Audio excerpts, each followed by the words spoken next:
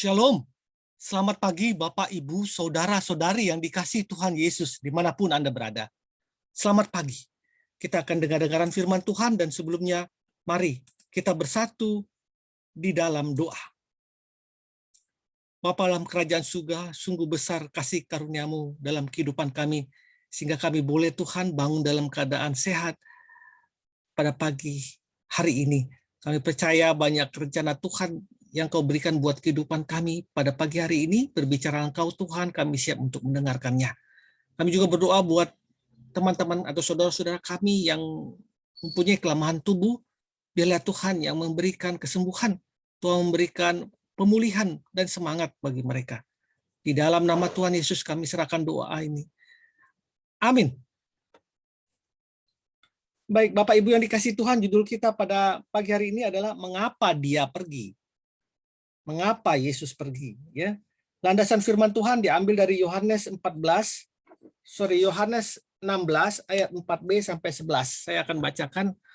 Hal ini tidak aku katakan kepadamu dari semula, karena selama ini aku masih bersama-sama dengan kamu. Tetapi sekarang aku pergi kepada Dia yang telah mengutus aku, dan tiada seorang pun di antara kamu yang bertanya kepada aku, kemana engkau pergi?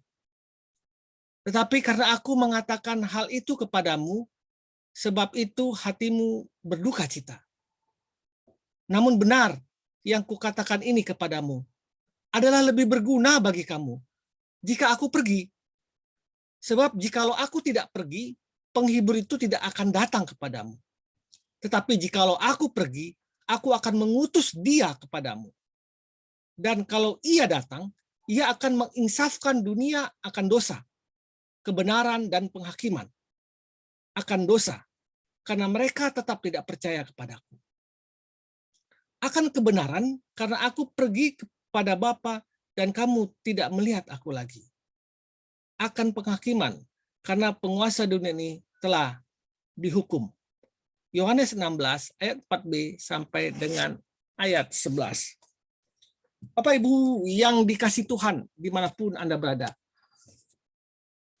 Pada suatu hari rumah di ujung jalan itu terlihat sangat crowded. Banyak orang yang berjubel baik di ruang tamu, di teras maupun di halaman. Namun banyaknya orang tersebut tidak membuat suasana menjadi ramai. Justru cenderung sepi. Yang terdengar hanya tangis sesungguhkan dari dua anak muda dan seorang ibu. Seorang di antara kedua anak muda itu tersebut berkata sambil tetap menangis, "Mengapa Bapak harus pergi?" Sulit dibayangkan bagaimana sedihnya mereka dengan kematian suami ataupun ayah tercinta mereka. Lalu seorang bapak memberikan sebuah kertas kepada mereka. Di kertas itu tertulis kalimat, "Saya sudah siap. Saya mau bertemu Tuhan. Jauh lebih baik bagi kalian saya pergi. Saya yakin ibu akan kembali dan anak-anak saya akan mandiri. Mereka akan meneruskan segala usaha yang telah saya lakukan. Bapak telah meninggal karena sakit." Bapak Ibu yang dikasihi Tuhan, mengapa Dia pergi? Mengapa Tuhan pergi? Mungkin pertanyaan ini masih ada di dalam benak para murid Yesus menanggapi rencana kenaikan Yesus ke surga. Mereka juga bertanya, kemana Yesus pergi? Bukan perkara mudah ditinggal oleh seorang yang sudah 3,5 tahun hidup bersama-sama Yesus dengan murid-muridnya, makan bersama, tidur bersama, dan mempunyai ikatan batin yang terjalin begitu kuat. Namun Yesus harus naik ke surga. Alasan Yesus naik ke surga adalah untuk menggenapi nubuat firman Tuhan. Karena di dalam Mazmur 110 ayat 1 itu dinubuatkan bahwa demikian firman Tuhan kepada Tuanku, duduklah di sebelah kananku sampai kubuat musuh-musuhmu menjadi tumpuan kakimu. Bahwa Yesus akan duduk di sebelah kanan Allah Bapa dan itu digenapinya pada saat Dia naik ke surga. Penggenapan nubuat menunjukkan bahwa Yesus adalah Allah yang tidak berdosa, dan juga meningkatkan tentunya keyakinan orang percaya bahwa nubuat itu sudah digenapi oleh Tuhan. Kedua, untuk menunjukkan siapa dirinya yang sebenarnya. Yesus naik ke surga adalah kembali ke tempat asalnya, karena dia asalnya adalah di surga. Seperti yang pernah dia katakan bahwa dia bukan berasal dari dunia ini. Dia berasal dari surga, karena sesungguhnya dia adalah anak Allah. Dia tidak berasal dari dunia ini. Dunia ini milik si jahat. Tetapi Tuhan datang untuk memenangkan orang-orang yang percaya dan mempunyai kelakuan yang benar di hadapan Tuhan. Dan mengaku bahwa Tuhan adalah Tuhan dan juru selamatnya. Ketiga, supaya Roh Kudus turun. Tentunya Yesus sendiri mengatakan kalau dia naik ke surga, maka Roh Kudus itu akan dicurahkan.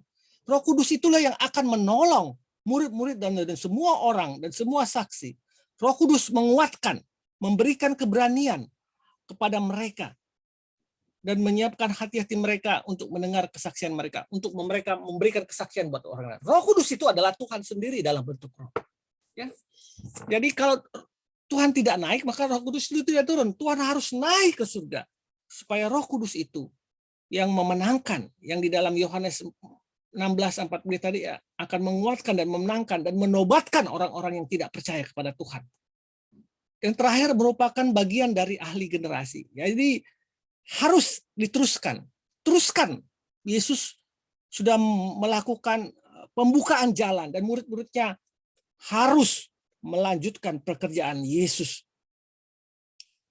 Itulah mengatakan mengapa Yesus harus pergi ke surga. Bapak Ibu dikasih Tuhan dimanapun Anda berada. Kita harus bersyukur akan kenaikan Yesus ke surga.